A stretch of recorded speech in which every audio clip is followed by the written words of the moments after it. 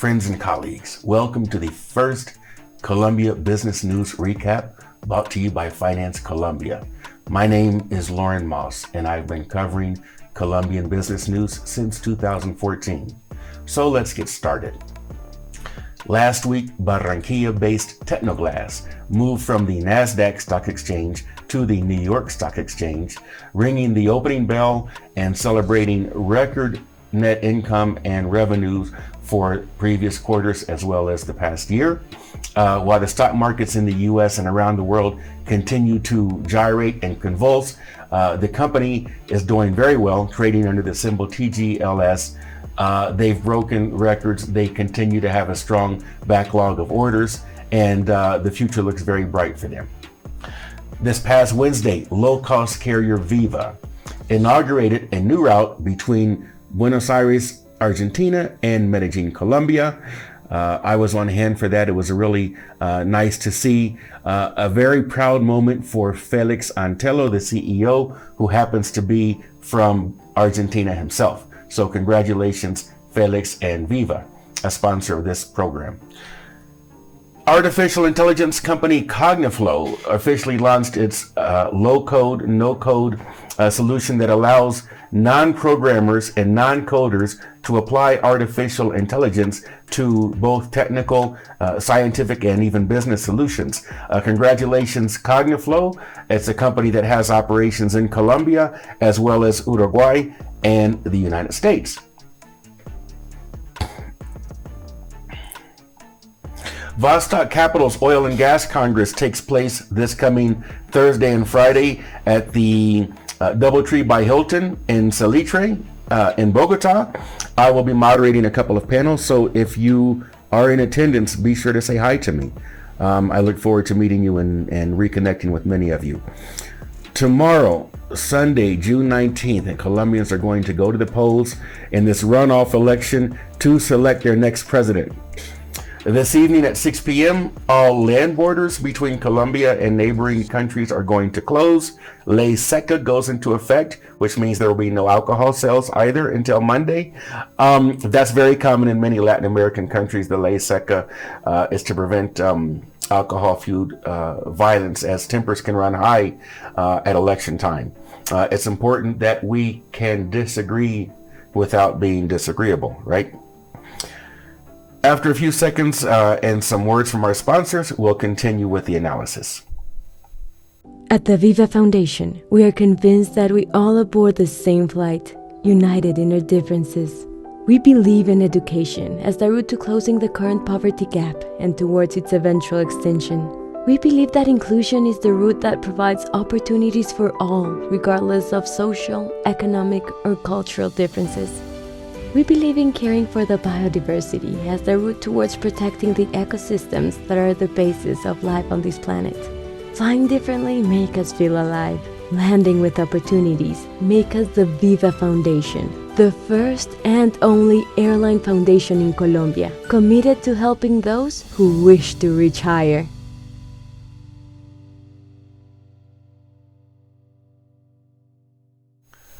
Mary Anastasia O'Grady from the Wall Street Journal had an interesting take on these elections. She said that Colombians are choosing between the devil and the deep blue sea.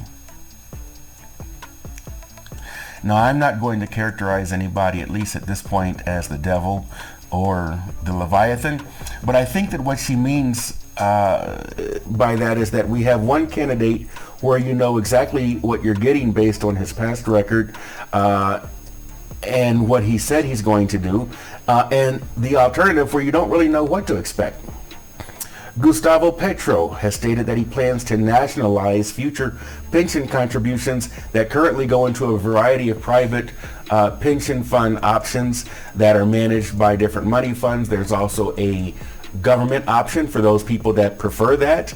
But he is saying that he's going to take away that choice for Colombians that earn moderate incomes and control that money to use it for his programs and things that he wants to do. He said that he wants to end new petroleum production in Colombia, which accounts for something like roughly half of Colombian hard currency, foreign exchange. He wants to raise tariffs on imported food because he thinks that'll help Colombian farmers, even though the Colombian staples, maybe with the exception of wheat, are locally grown. Potatoes obviously are grown in Colombia, as well as things like corn, things like fruits, plantains and bananas, things that are very common. Cattle. You can get imported beef, but it tends to be kind of a high-end product. Most Colombians buy domestic beef. That's far less expensive already. He wants to install rent controls on residential housing. He said this, that he wants to print money to finance public expenditures and redistribution, which of course would collapse the peso and lead to high, maybe hyperinflation. That's not really an opinion. That's just kind of what happens when you print money. He wants to renegotiate mining concessions, calling the foreign mining companies that operate in Colombia, and most of the commercial mining operations are foreign. He calls them predators. Petro's words translated here, of course, are, "I have proposed to cease oil exploration. Colombia has to leave 80% of the hydrocarbon deposits underground, and that merits a whole transition program. When oil exploration ceases, we have 12 years of reserves. If we stop exporting, we have 12 years in which the reserves are going to sustain the internal demand for oil." Now, how he will replace roughly half of the government revenues, he hasn't said. If that is viable, well, I haven't seen anyone besides him that says that it is, but okay, that's what he says he's going to do. On the other hand, we have Rodolfo Hernandez, an anti-establishment, foul-mouthed real estate developer who is very fond of his social media accounts. For those of you that maybe are familiar with U.S. politics, this probably sounds like a familiar profile, doesn't it? Well, there are lots of differences, and maybe there are some similarities. But Hernandez is from Bucaramanga, which is a lovely second-tier Colombian city of about 1 million people. I've been there. It's a really nice, along with adjoining Florida Blanca and the neighboring towns of Girón and Pitacuesta.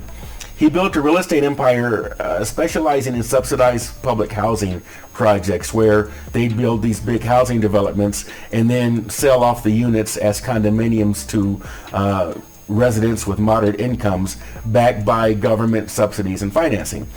He served 3 years of a 4-year term as mayor of Bucaramanga. He resigned a year early after being suspended by the national government because he slapped a city councilman who he was in a heated exchange with, an argument. Hernandez has run on an anti-corruption platform, but you have to mention that he's under investigation for allegedly steering a contract to a friend of his son. Don't know if he did it or not. Maybe that's politically motivated. That's what he says. When he left office in Bucaramanga, he had an 80% approval rating. That's a bit different than when I lived in Bogota when Gustavo Petro was mayor, and it was kind of a mess. The trash didn't get taken out. He certainly didn't leave with an 80% approval rating. He was also removed from office temporarily because of the fiasco with the refuse collection that did create a temporary sanitary crisis in Bogota. Hernandez refused to participate in any of the early presidential debates, but built a base of followers on his TikTok account. He supports legalizing drugs, or treating drug addiction as a public health issue rather than a criminal issue.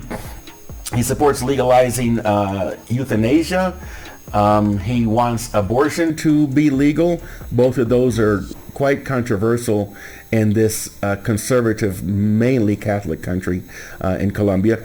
He wants to reestablish relations with neighboring Venezuela and reform the police. Even though his father was a kidnapping victim and his daughter was kidnapped and murdered allegedly by the ELN, he is open to creating a peace accord with that leftist guerrilla group. He supports the 2016 peace accords that were negotiated between then President Juan Manuel Santos and the FARC.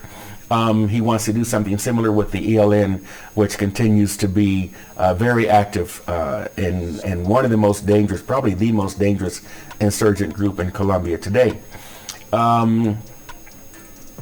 Even though he's sort of a big unknown, he's not very, he's articulate, but he's not very detailed when it comes to his platform and his proposals. He has kind of a less of a track record to point to. He hasn't served in Congress. He is a political outsider. The business community seems to be a lot more comfortable with him than they are with Petro, even though Hernandez is kind of an unknown. He is from the business community. He participates in some of the industry trade associations and things like that, but he has not been part of the traditional established political machinery in Colombia.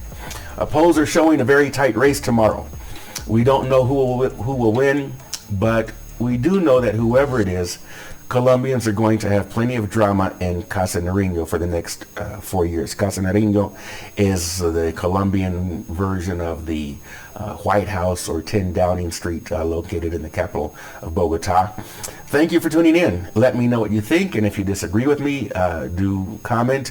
If you want to keep me keeping you posted and up to date, please like and subscribe and give me a nice rating there so that I will continue to do this and know that that I have your interest. Thank you, and we'll talk to you soon.